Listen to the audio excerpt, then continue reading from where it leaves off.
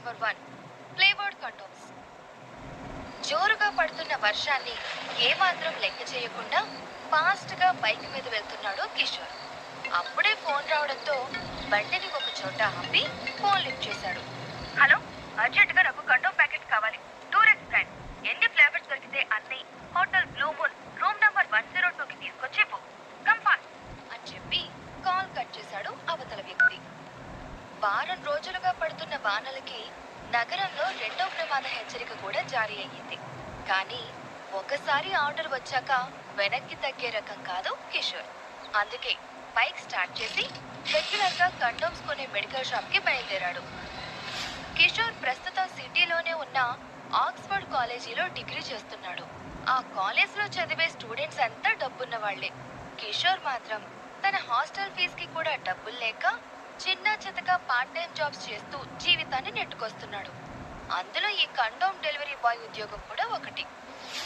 Order accept చేశాక 5 నిమిషాల్లో medical shop కి చేరుకున్న కిషోర్ తడిచిన తన తల తుడుచుకుంటూ, హలో అన్నా, నమస్తే.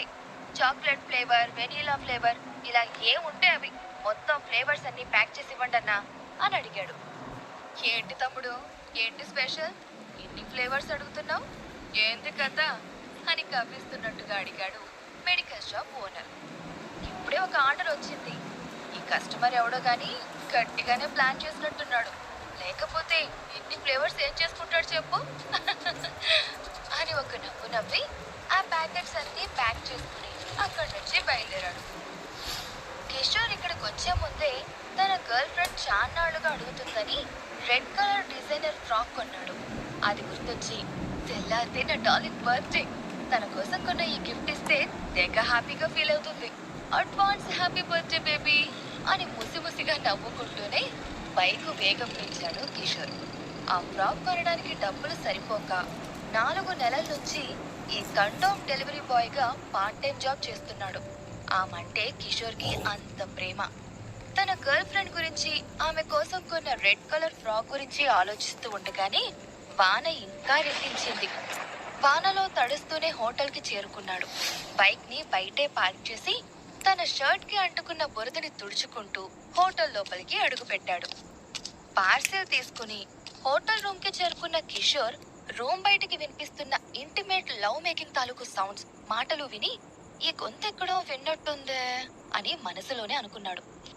2-3 సార్లు కాలింగ్ బెల్ కొట్టాక రూమ్ లో నుంచి వచ్చిన వ్యక్తిని చూసి ఒక్కసారిగా షాక్ అయిపోయాడు.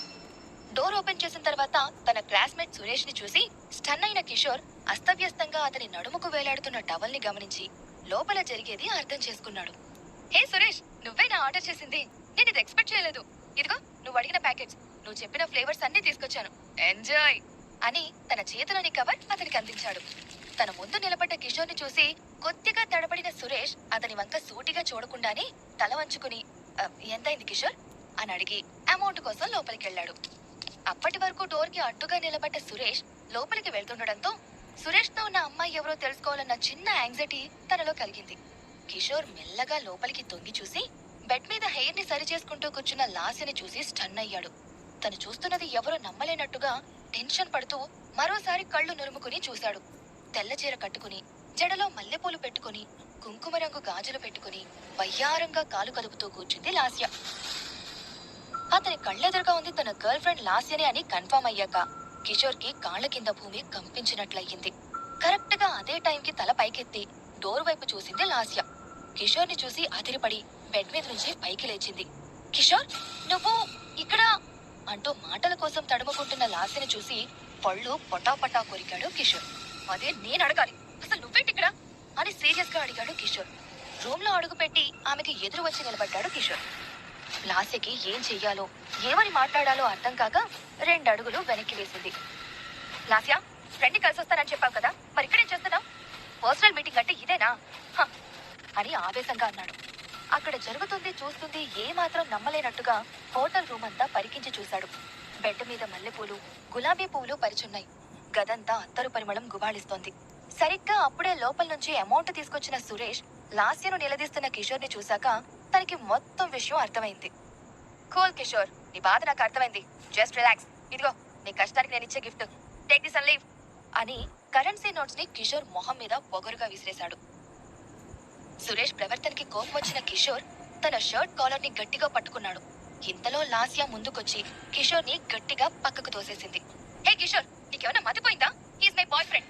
నీలాగా పూటకి లేనివాడు కాదు. చిన్న విషయాలు కూడా మనీ అరేంజ్ చేసుకోవాలంటే ఇబ్బంది పడే రకం అంతకన్నా కాదు.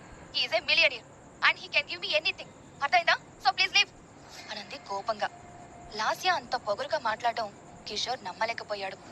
ఆమె అంటున్న ఒక్కో మాటకి అతని గుండెల్లో గుణపొందించినంత నొప్పి కలిగింది. ఏంటి, నీకు బాయ్ ఫ్రెండా? ఇదెప్పటి నుంచి లాస్యా? మరి నేనెవర్ని అని కోపంగా తన చెయ్యి పట్టుకోబోయాడు. కిషోర్ నుంచి దూరంగా చెయ్యిని లాక్కున్న లాస్యా, చాలా రోజుల నుంచి కాలేజ్ లో చేరిన కొత్తల్లో నీ అందం, ఇంటెలిజెన్స్ చూసి లైఫ్ లో ఏదో సాధిస్తావని గుడ్డిగా నిన్ను ఇష్టపడ్డాను. కానీ తెలివితేటలు, అందం కన్నా డబ్బు ఎంత ముఖ్యమో ఆ తర్వాత తెలిసింది అని పొగరుగా అంది. మరి నాతో ప్రేమ అని గొంతు తడారిపోతుంటే అడిగాడు.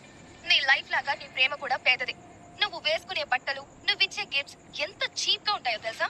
నీతో కలిసి నడుస్తుంటే నా ఫ్రెండ్స్ అందరూ నవ్వుతున్నారు. తలెత్తుకోలేకపోతున్నాను. అందుకే సురేష్ కి కమిట్ అయ్యాను. మా మూట చెడగొట్టుకో, వెళ్ళు అని ఎంతో నేచురల్ గా చెప్తున్న లాస్యతో ఏం మాట్లాడాలో కూడా అర్థం కాని కిషోర్ విరక్తిగా అక్కడే నిలబడిపోయాడు.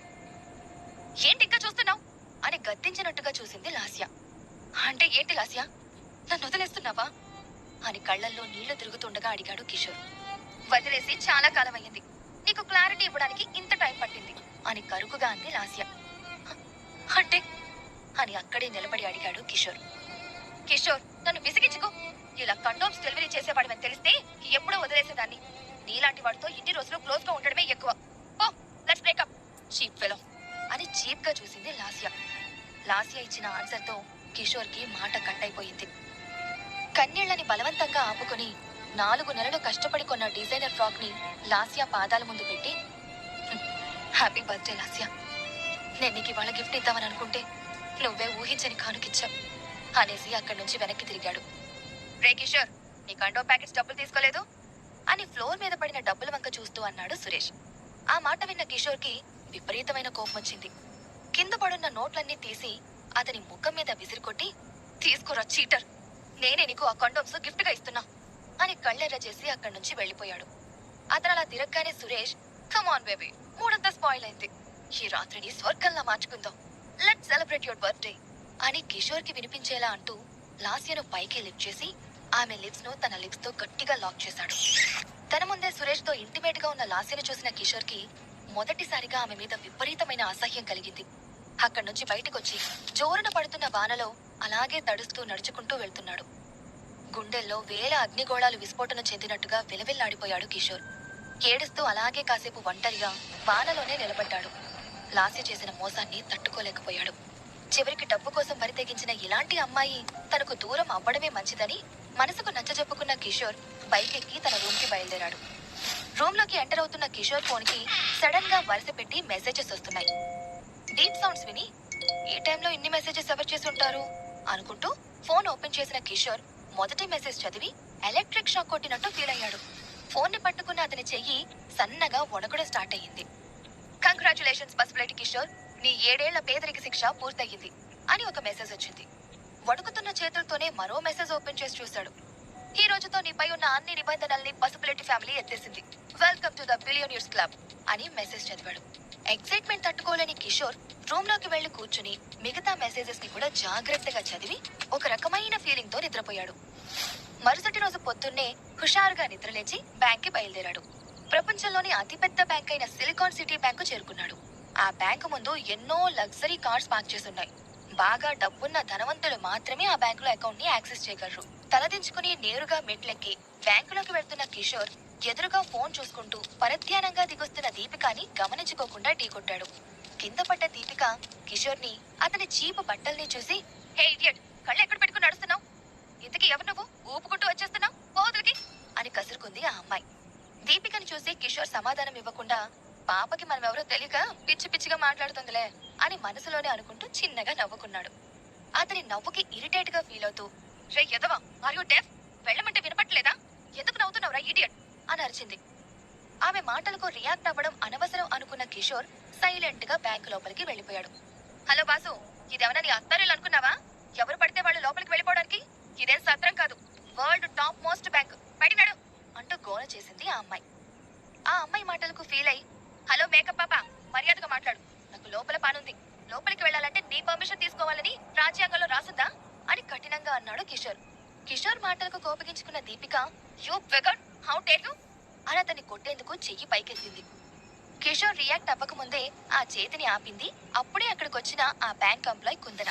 తనను మధ్యలోనే ఆపిన కుందనను చూసి, హాయ్ కుందన, కరెక్ట్ టైంకి వచ్చావు, చూడు వీడెవడో కూడా తెలియదు, బ్యాంకులోకి వితౌట్ పర్మిషన్ ఎంటర్ అవుతున్నాడు, ఆపపోతే నన్నే తిట్టాడు, బస్తీ ఎదవా అని కంప్లైంట్ ఇచ్చింది దీపిక. ఇట్స్ ఓకే దీపిక, మీరు వెళ్ళండి, ఐ విల్ హ్యాండిల్ ఇట్ అని దీపికని పంపించి కిషోర్ తో మాట్లాడటానికి వెనక్కి తిరిగింది కుందన.